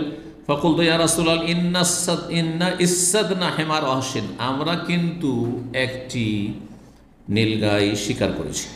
ওয়াইন্না ইন্দানা মিনহু ফাদিলা, আর আমাদের কাছে কিছু অবশিষ্ট গোশত আছে। রাসূলুল্লাহ বললেন সাহাবায়ে কেরামদেরকে কুলু, তোমরা খাও, ওয়াহুম মুহরিমুন, তারা ইহরাম অবস্থায় ছিল। তাহলে যদি হাসাহাসিতে বুঝে নেই, ইশারা ইঙ্গিত করলেন না, কোনো সহায়তা করলেন না, তাহলে ইহরাম অবস্থায় থাকলেও খাওয়া জায়েজ। জি, কিন্তু জীবিত অবস্থায় যেন হাদিয়া না দেয়, যে গোস্ত যেন দেয়। কারণ আগে হাদিস আসছে, এক সাহাবী এনে সাব বিন জাসামা জীবিত একটি শিকারী পশু নিয়ে এসে যখন হাদিয়া দিলেন নবী সাল্লাল্লাহু আলাইহি ওয়াসাল্লাম, নবী সাল্লাল্লাহু আলাইহি ওয়াসাল্লাম বললেন আমরা ইহরাম অবস্থায় কবুল করতে পারবো না। এটা একটা অবস্থা, জীবিত অবস্থা না দেয়। কারণ জীবিত অস্তিত্ব ওদেরকে জবাই করতে হবে, তার শিকার জবাই করতে হবে। বা যদি অন্য কেউ জবাই করে, কিন্তু একবারে জীবিত অবস্থায় না, নেওয়া যাবে না। আর একটা হচ্ছে যে যেই ব্যক্তি শিকার করেছে সে নিজের জন্য শিকার করেছে না এহরাম অবস্থায় থাকা লোকদের জন্য। যদি নিজের জন্য শিকার করার অন্যদেরকে দেয় এহরাম অবস্থায় থাকা লোককে, তাহলে তো জায়েজ। আমি আমার জন্যই করেছি কিন্তু আপনাদেরকেও দিলাম, জায়েজ খাওয়া এহরামকারীদের জন্য বা এহরাম অবস্থায় যারা আছে তাদের জন্য। কিন্তু যদি উদ্দেশ্য তার থাকে যে আমি যেহেতু এহরামবিহীন আছি, স্বীকার করিনি, আর আপনাদের জন্য আমি স্বীকার করেছি, এই নিয়তে স্বীকার আপনাদেরকে খাওয়াবো সেজন্য স্বীকার করেছি, তবুও খাওয়া যায় না, তবুও খাওয়া যায়। বিভিন্ন যে পরস্পর বিরোধী হাদিসগুলো বাহ্যিক রয়েছে সবগুলি সমন্বয় করলে এই মজহাবটি হচ্ছে অধিকাংশ আইম্মায়ে কেরামদের, এটি হচ্ছে হাদিস সম্মত। আর একদল বলছেন যে এহরাম অবস্থায় স্বীকার করা জায়েজ, হ্যাঁ। আর একদল বলছেন যেন মোটেই খাওয়া যাবে না, খাওয়া যায়। আর একদল বলছেন মোটেই খাওয়া যাবে না, কিন্তু সেই মতগুলি ঠিক নাই। বাবুন, এ অধ্যায় হচ্ছে লা ইউইনুল মুহরিমুল হালাল ফি কাতলিস সাইদ। এহরামকারী ব্যক্তি অমুহরিমকে বা এহরামবিহীন ব্যক্তিকে সাহায্য করবেন না কোনো শিকারী পশু হত্যা করার জন্য বা শিকার করার জন্য। 1823 নম্বর হাদিস বর্ণনা করছেন আবু কাতাদা কুন্না মা রাসূলিল বিল কাহা। কাহা নামক স্থানে ছিল মদিনা থেকে 3 মারহালা দূরে, সালাসু মারাহিল। বলছেন আবু কাতাদা কুন্না মা নাসবিল কাহা মিন্নাল মুহরিম মিন্নাল গায়রুল মুহরিম। আমাদের মধ্যে কেউ এহরাম অবস্থায় ছিল, কেউ বিনা এহরামে ছিল। ফারাআইতু আসহাবি ইয়াতারাউনা শান। আমার সাথী সঙ্গীদেরকে দেখছি যে কোনো কিছু যেন দেখাদেখি করছে, হ্যাঁ, একে অপরকে মনে হচ্ছে দেখাচ্ছে, দেখাদেখি করছে। ফানাজার, তো আমি দেখলাম, চিন্তা করেছি কি দেখছে দেখি তো। ফাইদা হেমার অহসেন, দেখলাম যে একটি নীলগাই। তারপরে বলছেন ইয়ানি ওয়াকাস, সেই সময় আমি নীলগাইটি শিকার করতে দৌড় দিব, ঘোড়ার পিঠে আছি, আর আমার চাবুকটি পড়ে গেল হাত থেকে। ফাঁকাল, তখন তারা বলল লা নুইনুকা আলাইহি বিশাইইন, আমরা কিন্তু সাহায্য করবো না। চাবুক উঠিয়ে চেয়েছিল যে দেন, উঠিয়ে দেন, না না উঠিয়ে দেবেন, সাহায্য করবেন। ইন্না মুহরিমুন, আমরা এর অবস্থা আছে। ফাতানাওয়ালতু, আমি নিজে হাতে নিলাম চাবুকটি। ফাখালতু, সেটা ধরলাম। সুম্মা আতাইতুল হেমারা, তারপরে সেই নীলগায়ের কাছাকাছি আসলাম। মিওয়ারায় আকমাতেন, একটি টিলার আড় হতে। শিকার করলে মুখোমুখি শিকার করা যায় না, মানুষ দেখলে তো পালিয়ে যাবে, তাই না? তাহলে পিছন দিক থেকে আসছে, টিলার আড় হয়ে আসছে, আর টিলার আড় থেকে এসে আঘাত করছে। ফাকারতুহু, তাকে আমি আহত করলাম, জখম করে দিলাম। হ্যাঁ, ফাকারুহা শামসুদ্দোহা, যে সামুদ সম্প্রদায় যে উটকে তারা কি করেছিল, হ্যাঁ, প্রথম আহত করেছিল, তারপরে জবাই করেছিল। তো আকারুহা আল্লাহ বলছে। ফাতাই তো বেহি আসহাবি, তারপরে সেটা নিয়ে আমার সাথীদের কাছে আসলাম। ফাকালা বাজন, কিছু লোকের বললো কুলু, খাও, অসুবিধা নেই। কালা বাজন, কেউ বললো না খাও, খাওয়া চলবে না, আমরা এরা অবস্থায় আছি। ইখতিলাফ হয়ে গেল তাদের, কেউ বলছে খাবো, কেউ বলছে খাবো না, কেউ খাও, খেও না। নবী সাল্লাল্লাহু আলাইহি ওয়াসাল্লামের কাছে আসলাম, ওয়াহুয়া আমামান, আমাদের সামনেই তিনি ছিলেন। ফাসাল, তো তাকে জিজ্ঞাসা, ফাকালা কুলুহু হালালুন, তোমরা খাও, তোমাদের জন্য হালাল। জি। কাল আল্লাহ না, আমরা ইযহাবু ইলা সালিহ ফাসালুহু আন হাযা ওয়া গায়রি কদম আলাইনা হাহুন। যাই হোক, ওই হাদিসের সনদের কিছু অংশ বলছেন। 5 নম্বর অধ্যায় বাবুন, এই অধ্যায়ে লা ইউশিরুল মুহরিম ইলা সাইদ। এহরামকারী ব্যক্তি শিকারী পশুর দিকে ইশারা ইঙ্গিত করবে না। ধরেন একটা লোক আছে বিনা এহরামে, আর একজন এহরামে, বা কিছু লোক এহরামে আছে, এটা ইশারাও করা যাবে না। ইশারা করলে হ্যাঁ, সেটা হারাম হয়ে যাবে, গুনার কাজ, ওর জন্য হারাম কাজ, এহরাম পরিপন্থী কাজ। তো বলছেন যে ইশারা ইঙ্গিত করা যাবে, লেকা ইয়াস্তাদুল হালাল, যাতে করে হালাল ব্যক্তি তাকে স্বীকার করতে পারে, সেই জন্য ইশারা ইঙ্গিত করা এটাও চলবে না। 1824 নম্বর হাদিস, ওই আগের হাদিসই, এই জন্য তাড়াতাড়ি করে চলে যাচ্ছি, যেটা নতুন শব্দ হবে তর্জমা করে দেবো। আন্না রাসূলুল্লাহ খারাজা হাজ্জান, রাসূলুল্লাহ হজে বেরিয়েছিলেন। কেমন কথা হয়ে গেল, বলছেন হজে বেরিয়েছিলেন, অথচ ঘটনা হচ্ছে হুদাইবিয়ার বছর। হুদাইবিয়া হজে গেছেন, ওমরা গেছিলেন, ওমরায়। তাহলে বোঝা গেল হাজ্জান মানে এখানে শাব্দিক অর্থ, উদ্দেশ্য না, এখানে ভাব অর্থ। হ্যাঁ, হাজ্জা ইয়াহুজ্জ হচ্ছে মানে উদ্দেশ্য করা, আল্লাহর ঘরকে উদ্দেশ্য করে যাওয়া। আর ওমরাও এক ধরনের হজ, এই জন্য কেউ কেউ ছোটো হজ, হজ আসকার হাদিস এসছে, হাজ্জুল আসকার, ছোটো হজ। তো হাজ্জান মানে এখানে ওমরাতান, ওমরার উদ্দেশ্যে আমরা বেরিয়েছিলাম। ফাখারাজু মাহু, আর তারপরে তারাও বেরিয়েছে নবী সাল্লাল্লাহু আলাইহি ওয়াসাল্লাম। ফাসারাফা তায়ফাতুম মিনহুম, একদল অন্যদিকে তারা ফিরে গেছেন। ফিহিম আবু কাতাদার, একজন আবু কাতাদা, অন্য রাস্তায় তারা গেছিলেন। ফাকালা, নবী সাল্লাল্লাহু আলাইহি ওয়াসাল্লাম তাদেরকে বলেন, খুযু সাহিল আল বাহরি, ওই যে হাদিসটা, তোমরা সাগর তীরবর্তী রাস্তা তোমরা অবলম্বন করো, তোমরা সাগরের কিনারা কিনারা যে রাস্তা রয়েছে সেই রাস্তা ধরো। হাত্তা নালতাকে, সামনে গিয়ে আমরা সাক্ষাৎ করব। ফাখাজু সাহেল আল বাহার, তারা তখন আমার সাথী সঙ্গীরা রাস্তা ধরেছিল সাগর তীরবর্তী রাস্তা। ফালাম্মান সারাফু, তারপরে তারা যখন ফিরে আসলো, আহারাম কুল্লুম, সবাই এহরাম বাঁধো, ইল্লা বাকাত আবু কাতাদাল্লাম ইহর এহরাম বাঁধেনি। ফাবাইনাহুম ইয়াসিরুন, আর তারা চলতেছিল, ইজরা হোমরা ওয়াহসিন, হোমর হেমারের বহুবচন। তাহলে একটি শুধু দেখেনি, একাধিক দেখেছে, হ্যাঁ আরও কয়েকটি ছিল, বাকিগুলো পালিয়ে গেছে, একটা শিকার করেছে। তো হঠাৎ করে দেখছে যে বন্য গাধা মানে নীলগাই। ফাহামাল আবু কাতাদা আল হোমর, আবু কাতাদা আক্রমণ করলেন শিকার করার জন্য সেসব নীলগাইয়ের ওপর। ফাকারা মিনা আতান, একটি মাদি নীলগাই তিনি শিকার করে ফেলেন। আতান বলা হয় গাধিকে, গাধিকে বলা হয় মাদি, মাদি বলেন না, নর আর মাদি, জি। ফানাজালু, তারপরে তারা অবতরণ করলো। ফাকালু মিল্লাহিয়া, তারপরে তারা গোশত তারা পাক করে খেলো। ফকালু, তারপরে তারা বললো আনাকুল লাহমা সাইদ নাহনা মুহরিমুন, খাওয়া দাওয়ার পরে তাদের চিন্তা হলো কেমন হইলো, খাওয়াটা হালাল হইল না হারাম হইল। খেয়ে তো নিলাম, কিন্তু সন্দেহ যে আমরা কি খেতে পারবো শিকারী পশুর গোস্ত, অথচ আমরা এর অবস্থায় আছি। ফাহামাল্লা মা বেকমিল্লাহমিন, অবশিষ্ট যে গোস্ত ছিল সেটাকে বহন করে নিয়ে চললাম। মিল্লাহমিল আতান, সেই আপনার যে মাদি নীলগায়ের গোস্ত। ফালাম্মা আতাউ রাসূল আল্লাহ রাসূল কাছে যখন সাহাবীরা আসলেন, তারা বলে ইয়া রাসূল ইন্না কুন্না আহরাম, আমরা তো এহরাম বেঁধেছিলাম। ওয়াকাদ কান আবু কাতাদ এহরাম বাঁধেনি। ফারায়না হোমরা ওয়াহসিন, একটি আমরা নীলগায় দেখেছিলাম বা কিছু নীলগায় দেখেছিলাম, আর আবু কাতাদ আক্রমণ করে দিল, তার মধ্যে একটি মাদে নীলগায় শিকার করেছিল। ফানাজালনা, আমরা অবতরণ করেছি আর আমরা তার গোস্ত খেয়েছি। সুম্মা কুলনা, তারপর চিন্তা করলাম যে আমাদের খাওয়াটা কি ঠিক হইল এহরাম অবস্থায়। ফাহামাল্লা বাবা মিল্লাহমিয়া, সুতরাং যে অবশিষ্ট গোস্ত ছিল সেগুলো নিয়ে এসেছি। আমিনকুম কাল, নবী সাল্লাল্লাহু আলাইহি ওয়াসাল্লাম বলছেন আমিনকুম আহাদুন আমার ইয়াহমিল আলাইহা, তোমাদের মধ্যে যারা এহরাম অবস্থায় ছিল তোমাদের কেউ কি এই কথা বলেছে আবু কাতাদাকে যে আক্রমণ করো, শিকার করো, এটা নির্দেশ দিয়েছে? আশারা এলে, অথবা ইঙ্গিত করেছে যে দেখো দেখো দেখো দেখো, এরকম করেছে? কালুল্লাহ, না আমরা কিচ্ছু করি, কোনো রকমের সহযোগিতা করি। কালা, তখন বললেন ফাকুলু মা বাকিমিল্লাহ, অবশিষ্ট যে গোস্ত রয়েছে তাহলে তোমরা খেতে পারো, কারণ তোমাদের তাতে কোনো রকমের যুক্ততা নেই। 6 নম্বর অধ্যায়, বাবুন, এই অধ্যায় হচ্ছে এজা আহদালিল মুহরিম হেমারান ওয়াহশিয়ান হাইয়ান লাম ইয়াকবাল। ইমাম বুখারীর মত এটি, অধিকাংশ আলেমদের যে মতটি, যদি এহরামকারী ব্যক্তিকে কোনো ব্যক্তি, অমহরিম ব্যক্তি কোনো নীলগাই বা শিকারী পশু শিকার করে নেওয়ার পরে হাইয়ান, জীবন্ত অবস্থায়, জীবিত অবস্থায় কি করে, উপঢৌকন দেয়, হাদিয়া দেয়, লাম ইয়াকবাল, তাহলে গ্রহণ করবে না, তাহলে গ্রহণ করবেন না।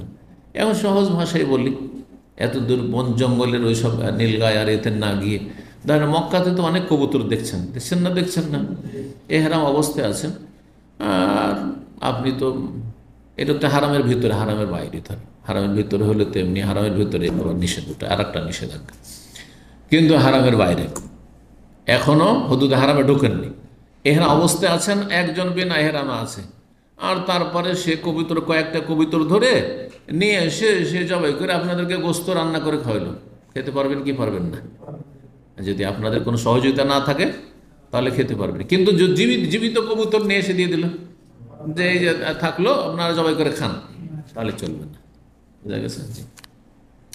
1825 নম্বর হাদিস বর্ণনা করছেন আব্দুল্লাহ বিন আব্বাস রাদিয়াল্লাহু তাআলা আনহুমা, সাব বিন জাসামা লাইসি রাদিয়াল্লাহু তাআলা আনহু থেকে, আন্নাহু আহদা লিরাসূলিল্লাহ সাল্লাল্লাহু আলাইহি ওয়াসাল্লাম হিমারান ওয়াহশিয়ান বিল ওয়াহুয়া বিল আবওয়াই আও বিওয়াদ্দান, তিনি রাসূলুল্লাহ সাল্লাল্লাহু আলাইহি ওয়াসাল্লামকে হাদিয়া, উপঢৌকন দিলেন একটি নীলগাই, ওয়াহুয়া বিল আবওয়া, যেই সময় নবী সাল্লাল্লাহু আলাইহি ওয়াসাল্লাম আবওয়া নামক স্থানে ছিলেন, অথবা ওয়াদ্দান নামক স্থানে ছিলেন। আবওয়া ওয়াদ্দান কাছাকাছি জায়গায়, মদিনা থেকে মক্কার দিকে যেতে। আবওয়া সম্পর্কে আপনারা জানবেন হয়তো, যেই জায়গায় নবী সাল্লাল্লাহু আলাইহি ওয়াসাল্লাম যখন বাল্য জীবনে ছিলেন, মায়ের সাথে সফর করছিলেন, মা অসুস্থ হয়ে গেল, আর সেখানে তিনি ইন্তেকাল করেছেন, আর সেখানে তার মা আমেনার কবর সেখানে রয়েছে। নবী সাল্লাল্লাহু আলাইহি ওয়াসাল্লাম নবী হওয়ার পরে সেখানে গিয়ে আল্লাহর কাছে দরখাস্ত করলেন যে আল্লাহ, আমি আম্মার কবরটা দেখতে চাই, জিয়ারা মানে ভিজিট দেখতে চাই। তো অনুমতি দিল ফৌজেন আলী। তারপরে সেখানে কবর কাছে গিয়ে খুব কান্না করলেন, আর মায়ের মায়া, আর ছোটোকালে বাল্য জীবনে মাকে হারিয়েছেন, সুবহানাল্লাহ। বাপকে তো দেখতেই পাননি, মাতৃগর্ভে ছিলেন তখন। তারপরে আল্লাহর কাছে দরখাস্ত করলেন, আল্লাহ আমার আম্মা তো নবুয়তের যুগ পায়নি, ওই কুফরি অবস্থায় শিরকের যুগে মারা গেছে, তার জন্য দোয়া করেন। হ্যাঁ, সুম্মাস্তাজানতু রাব্বি আন আস্তাগফিরাল্লাহ। তারপর আল্লাহর কাছে অনুমতি চাইলাম যে আমি তার জন্য কি ক্ষমা চাইতে পারবো। ফালাম ইউজাননি, আল্লাহ অনুমতি দিলেন না, আল্লাহ অনুমতি দিলেন না। সুতরাং আমাদের দেশে বিদাতি মোল্লারা যে বলে যে নবীর বাপ মা সব জান্নাতি, এগুলি মন গড়া কথা। স্পষ্ট হাদিস, মুসলিমের হাদিস, কথা বোঝা গেছে। আর তারপরে কেউ জান্নাতি জাহান্নামী এসব আমাদের করার প্রয়োজন নেই, যেটা হাদিস আছে সেটা।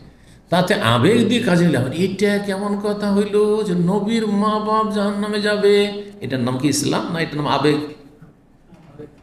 তাহলে এইটা কেমন করে হলো? ইব্রাহিম খলিলুল্লাহর বাপ, হ্যাঁ, ইব্রাহিম আলাইহিস সালামের সামনে জাহান্নামে ফেলা হবে পশুর আকারে, এটা তো সহিহ হাদিস আছে, কোরআনে আছে, কথা বোঝা গেছে, ঠিক কিনা?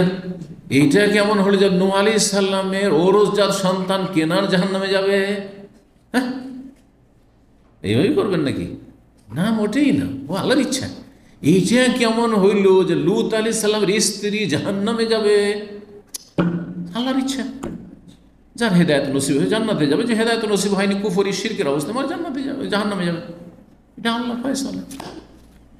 এখানে আল্লাহ স্পষ্ট করে দিয়েছেন যে একক ক্ষমতার মালিক আল্লাহ, কারো ক্ষমতা নেই। যদি নবী সাল্লাল্লাহু আলাইহি ওয়াসাল্লাম যদি মুখতারে কুল হতেন, বেরলভী রেজবিরা কিন্তু এটাই বলেন, নবী সাল্লাল্লাহু মুখতারে কোনো সব কিছুর ক্ষমতা রাখেন, মানে মৃতকে জীবিত করতে পারেন। তাহলে নবী সাল্লাল্লাহু আলাইহি ওয়াসাল্লাম আল্লাহর শরণাপন্নই কেন হবেন? হ্যাঁ, মাকে জীবিত করবেন, বাপকে জীবিত করবেন, আর কবর থেকে উঠাইবেন, আর তার কলমা পড়াইবেন, মুসলমান বানিয়ে দেবেন। আর এইসব কিচ্ছা বয়ান করে আমাদের বেদাতি মোল্লারা, কিন্তু বেদাতি মোল্লাদের কিচ্ছা এগুলো নবীর জীবনী, এগুলো জালিয়াতে ভরা, ইসলাম বিরোধী কথা। যে না, কি নবী সাল যখন নবী হলেন, তারপরে বাপ মাকে কবর থেকে উঠিয়ে জীবিত করলেন, আর তারপর তাদের কলমা পড়ে মুসলমান করেছেন, সেহেতু জান্নাতে যাবে। একেবারে অবান্তর ভিত্তিহীন কিচ্ছা কাহিনী সব। এই জন্য সিরাতুন নবীর বিস্তারিত আলোচনা আমি 110টি পর্বে করেছি, যে যারা হেদায়েত চায় তারা যাতে করে সঠিক নবীর জীবনীটা জানতে পারে। তো এই ছিল হাদিস। আর আরেকটি অধ্যায়ে আমরা আলোচনা করেই নি, 7 নম্বর অধ্যায় বলছে বাবু মায়াকতুলুল মুহরিম মিনাদ দাওয়াব। এই অধ্যায় হচ্ছে যে এহরামকারী ব্যক্তি কোন কোন জীবজন্তু বা প্রাণীগুলি হত্যা করতে পারবে। শুরুতে কিন্তু আলোচনা করেছি, তাই না? কোনগুলি প্রাণী বা জীবজন্তু কি করতে পারবে? হত্যা। এখানে জবাইয়ের কথা আসছে না, জবাইয়ের মশলা চলে গেছে ইবনে আব্বাস আর আনাসের মত, যে আপনার গরু জবাই করা, তারপরে আপনার ছাগল জবাই করা, উট জবাই করা করতে পারবে, অসুবিধা নেই। এইখানে যেগুলো প্রাণী সেগুলো হচ্ছে কষ্টদায়ক প্রাণী, ক্ষতিকর প্রাণী। 1826 নম্বর হাদিস আব্দুল্লাহ বিন উমর রাদিয়াল্লাহু তাআলা আনহু বর্ণনা করছেন, আন্না রাসূলুল্লাহ সাল্লাল্লাহু আলাইহি ওয়াসাল্লাম বলেন, খামসুন মিনাদ দাওয়াবি, দাব্বাতুনের বহু বচন দাওয়াব। আর দাব্বাতুন বলা হয় মায়া দুব্ব আর, ভূপৃষ্ঠে যেসব প্রাণী চলাফেরা করে সবগুলি দাব্বা। এই জন্য আল্লাহ ওমা মিন দাব্বাতিন ফিল আরদি ইল্লা আলাল্লাহি রিজকুহা, যে কোনো প্রাণী রয়েছে ভূপৃষ্ঠে, আল্লাহর দায়িত্ব হচ্ছে তাদের রিজিক দেওয়া। পিপিলিকা থেকে শুরু করে এই মানুষ পর্যন্ত, হ্যাঁ, উপকারী অপকারী, হ্যাঁ, সমস্ত প্রাণীর, যার প্রাণ আছে সেই প্রাণী সমস্ত রিজিকের মালিক কে? আর রিজিকের চাবিকাঠি কার কাছে? ইল্লা আলাল্লাহি রিজকুহা ওয়া ইয়ালা মুস্তাকাররাহা ওয়া মুস্তাওদাহা, এবং তার অবস্থান আল্লাহ জানছে, যে কার জন্ম কোথায়, আর শৈশব বাল্যজীবন কোথায়, আর তারপরে কর্মজীবন কোথায়। কোনোদিন চিন্তা করতে পেরেছিলেন যখন আপনি গ্রামে, যখন স্কুলে মাদ্রাসায় পড়েছেন, প্রাইমারিতে বা হাই স্কুলে, যে আমার রুজি রিজিক সৌদি আরব থেকে আসবে? কোনোদিন কেউ ভাবতে পেরেছে? মুস্তাওদাহা, তার স্টোর, মুস্তাওদা আজকাল স্টোরকে বলছে, যে কোথায় আমার রিজিকের স্টোর আছে? সৌদি আরবে। সারা জীবনটা কেটে গেল সৌদি আরব, 35 বছর। জীবনে তো সে এক জায়গায় কোনো 35 বছর থাকেনি। চিন্তা করুন আপনি, আল্লাহ ছাড়া কেউ জানে না। সুবহানাল্লাহ, এবং আল্লাহর দায়িত্ব রিজিক, কাকে কোথা থেকে রিজিক দিবে, কাকে ব্যবসা থেকে, কাকে দিন মজুর করে, আর কাকে প্রবাস থেকে, আল্লাহ ভালো জানেন। জি, আল্লাহু আকবার। তো যাই হোক, 5 রকমের প্রাণী আছে। লাইসা আলাল মুহরিমে ফি কাতলিহিন্না জুনাহ, ইহরামকারী ব্যক্তি যদি সেগুলিকে হত্যা করে তাতে কোনো গুনাহ নেই। 5 রকমের প্রাণী কি কি সামনের হাদিসে আসছে। ইবনে ওমর থেকে আমি শুনেছি 1827 নম্বর হাদিস, বলছেন তিনি হাদ্দাসাতনি ইহদা নিসওয়াতিন নবী, নবী সাল্লাল্লাহু আলাইহি ওয়াসাল্লামের জনৈক সহধর্মিণী বর্ণনা করেছেন, মানে ইবনে ওমর বর্ণনা করছেন নবী সাল্লাল্লাহু আলাইহি ওয়াসাল্লামের কোনো বিবি থেকে, যে কোনো বিবি হইতে পারে, তার মধ্যে এক বিবি তো তার বোন আপন হাফসা রাদিয়াল্লাহু তাআলা।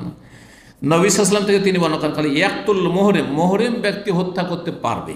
কি হত্যা করতে পারবে? সামনের হাদিসে 1828 নম্বর আব্দুল্লাহ বিন ওমর বলছেন কালাত হাফসা, তো দেখেন চলে আসলো। তাহলে নবী সাল্লাল্লাহু আলাইহি ওয়াসাল্লামের কোনো এক সহধর্মিণী কে? তাহলে তার বোন, আপন বোন হাফসা। বলছেন হাফসা বলেছেন কালা রাসূলুল্লাহ সাল্লাল্লাহু আলাইহি ওয়াসাল্লাম খামসু মিনাদ দাওয়া, 5 রকমের প্রাণী আছে, জন্তু আছে, লা হারাজা আলা মান কাতালাহুন্না, কোনো আপত্তি নেই, গুনাহ নেই ওই ব্যক্তির জন্য যে সেগুলিকে হত্যা করবে। আল গোরাব, কাক, কাউয়া, ওয়াল হেদা, চিল, ওয়াল ফারা, এইরকম চিলের মতো যদি কোনো ক্ষতিকর, যদি চিল বলতে চিল শুধু না, চিলের মতোই যদি ধরেন ওই রকমই কোনো প্রাণী আছে যেটা ক্ষতি করছে আপনার এলাকায়, সেটা হয়তো আরব দেশে ছিল না, অন্য দেশে থাকতে পারে। জি, ওয়াল ফারা তো এইরকমই হচ্ছে ইঁদুর, হ্যাঁ ইঁদুরের মতো আমাদের দেশে আরও আছে, কি আছে এটা বলেন? হ্যাঁ জি, যেগুলো ক্ষতি করে, যদি ক্ষতি করে, ধরেন আপনার বাড়ির ক্ষতি করছে, আপনার সংসারের ক্ষতি করছে ইত্যাদি। ওয়াল আকরাম, আর বিচ্ছু, আরব দেশে বেশি বিচ্ছু, আর কিন্তু সাপ আমাদের দেশে বেশি। ওয়াল কালবুর, আকুর, আর পাগলা কুকুর। আকুর বলা আকারে একরো, মানে কামড় দেওয়া, যেই কুকুরে কামড়ে নেয়, কোন কুকুরে কামড়ায়? পাগলা কুকুর। এই জন্য ভাব অর্থ হচ্ছে পাগলা কুকুর, ভাব অর্থ, শাব্দিক অর্থ হচ্ছে এমন কুকুর যে কামড় দিয়ে দেয় রাস্তাঘাটে মানুষকে, পথচারীদেরকে। আচ্ছা, এখানে বিচ্ছু বলা হলো, কিন্তু সাপ তো বলা হলো না। তাহলে যদি শুধু শব্দতে সীমিত রাখেন তাহলে সাপ মারবেন না? সাপ আরও মারাত্মক, হ্যাঁ বিচ্ছুর চাইতে। জি, 1829 নম্বর হাদিস, মায়েশা রাদিয়াল্লাহু তাআলা আনহা বর্ণনা করছেন। দেখেন নবী সাল্লাল্লাহু আলাইহি ওয়াসাল্লাম আরেক সহধর্মী বর্ণনা করছেন, খামসু মিনাদ দাওয়াবে, 5 রকমের কি রয়েছে, প্রাণী বা জন্তু রয়েছে, জীব জন্তু রয়েছে, ফাসিকুন, এগুলি হচ্ছে ফাসেক, আবার ইকুন ফাসেক। মানুষ যদি ফাসেক হয় মানে পাপিষ্ট, আর হ্যাঁ জীবজন্তু প্রাণী বা ফাসেক মানে হচ্ছে ক্ষতিকর, ক্ষতিকর। জি, মানুষের জন্য ক্ষতিকর। ইউকতালনা ফিল হারামে, হারামের ভিতরেও সেগুলিকে হত্যা করতে হবে, আর এহরাম অবস্থাতে, হারামেও আর এহরাম অবস্থাতেও। আল গোরাব, কাক, ওয়াল হেদা, আর চিল, ওয়াল আকরাব, বিচ্ছু, আল ফারা, আর এদুর, ওয়াল কালবুল, আকুর, আর পাগলা কুকুর। 1830 নম্বর হাদিস, হাদিস বর্ণনা করছেন, এখানে সাপের কথা চলে আসছে। আব্দুল্লাহ বিন মাসউদ বর্ণনা করছেন, কাল বাইনামা নাহনু মা নবী ফি গারিন বেমেনা, আমরা এক সময় নবী সাল্লাল্লাহু আলাইহি ওয়াসাল্লামের সাথে মেনার একটি গুহায় ছিলাম, আর গুহাতে সাপ বিচ্ছু থাকতে পারে। ইজ নাজালা আলাইহি, হঠাৎ করে এই সূরা মুরসালাত নাযিল হলো, ওয়াল মুরসালাত উরফা, ফাল আসিফাত আসফা।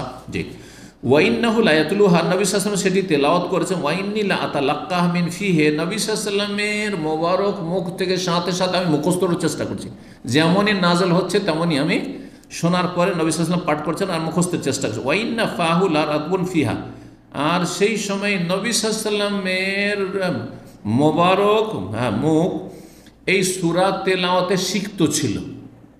সিক্ত ছিল মানে কি? মানুষ কথা বললে তখন রস আসে, হ্যাঁ মুখে রস আসে, এমনি চুপ থাকে কিন্তু এত রস আসবে না। দেখেন আমার যত কথা বলবেন তত কিন্তু রস আসবে, হ্যাঁ থুতু আসবে।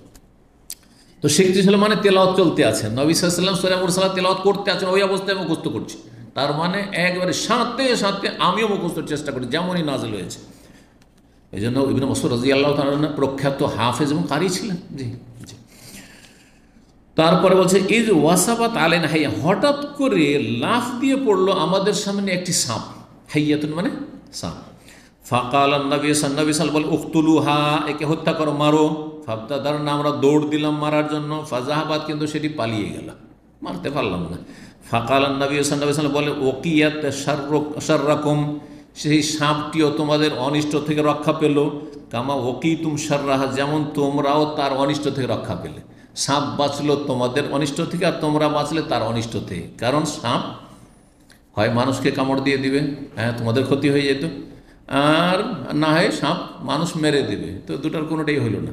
যাক, তোমরাও বাঁচলে আর সাপও বাঁচো, এটা হচ্ছে উদ্দেশ্য। সর্বশেষ হাদিস 1831 নম্বর হাদিস বর্ণনা করেছেন উরওয়া ইবনে জুবাইর মা আয়েশা রাদিয়াল্লাহু তাআলা আনহা, তার খালা থেকে, জাওজিন নবী সাল্লাল্লাহু আলাইহি ওয়াসাল্লাম সহধর্মিনী, আন্না রাসূলুল্লাহ সাল্লাল্লাহু আলাইহি ওয়াসাল্লাম ক্বালা লিল ওয়াজাগি, নবী সাল্লাল্লাহু গিরগিট সম্পর্কে বলেছেন, গিরগিট সম্পর্কে বলেছেন। কি বলেছেন? ফওয়াইসেক, এটি হচ্ছে কি ক্ষতিকর। ফওয়াইসেক ফাসেকের তাসগীর, মানে বলবেন গুনাহগার, পাপিষ্ট, হ্যাঁ, সীমা লঙ্ঘনকারী পশু, এটা বলা যায়। ফাসাক আফসাক মানে বেরিয়ে যাওয়া, তো যে সীমা লঙ্ঘন করে সে বেরিয়ে যায় মানে সীমা থেকে। তো ক্ষতিকর ক্ষতিকর প্রাণী। ওয়ালাম আসমাহু আমারা বেকাতলি, তবে আমি নবী সাল্লাল্লাহু আলাইহি ওয়াসাল্লামের কাছে শুনিনি যে তিনি সেটি হত্যা করার নির্দেশ দিয়েছেন। কাল আবু আব্দুল্লাহ, ইমাম বুখারী রাহিমাহুল্লাহ এই হাদিস নিয়ে এসে বলছে, ইন্নামা আরাদনা বেহাজা, আমি যে এই হাদিসটি নিয়ে এসেছি, এটা নিয়ে আসার উদ্দেশ্য হচ্ছে আন্না মেনা মেনাল হারামে, মেনা হচ্ছে হারামের অন্তর্ভুক্ত, হারামের এলাকার ভিতরে। মেনাও হারামে, মুজদালেফা হারামে, আরাফার কাছাকাছি হারাম শেষ হচ্ছে, আর তারপরে আরাফার ময়দানটি হারামের বাইরে আছে এদিকে। ও আন্নাহুম লাম ইয়ারাউ বিকাতিল হাইয়াতে বাসান, যখন মেনার গুহাতে সাপটি দেখা গেছিল আর নবী সাল্লাল্লাহু আলাইহি ওয়াসাল্লাম সাপটিকে হত্যা করার নির্দেশ দিলেন, তাহলে কি বোঝা গেল যে হারামের এলাকাতেও যদি বিষাক্ত কিছু পান বা ক্ষতিকর প্রাণী পান যেটা ক্ষতি করতে পারে, তাহলে কি করতে পারবেন? হত্যা করতে পারবেন। যেমন কাক, চিল ইত্যাদি, এঁদুর, বিচ্ছু, আর কি বলা হলো? কুকুর, যে কুকুর মানুষকে কামড় দিয়ে দেন। ও আন্নাহুম লাম ইয়ারাউ বিকাতিল হাইয়াতে বাসান, আর তারা নবী সাল্লাল্লাহু আলাইহি ওয়াসাল্লাম সাহাবায়ে কেরামগণ তারা সাপকে হত্যা করায় কোনো আপত্তি মনে করেননি। সেই জন্য তো নবী সাল্লাল্লাহু আলাইহি ওয়াসাল্লাম তাদেরকে বলেছেন যে সাপটিকে হত্যা করো। যদিও হত্যা করতে পারেননি, সাপ গিয়ে লুকিয়ে গেল। এখানে আজকের আলোচনা শেষ করছি। ওয়া জাযাকুমুল্লাহু খাইরান ওয়া সাল্লাল্লাহু আলা নবিয়িনা মুহাম্মদ ওয়া আলা আলিহি ওয়া সাহবিহি আজমাইন।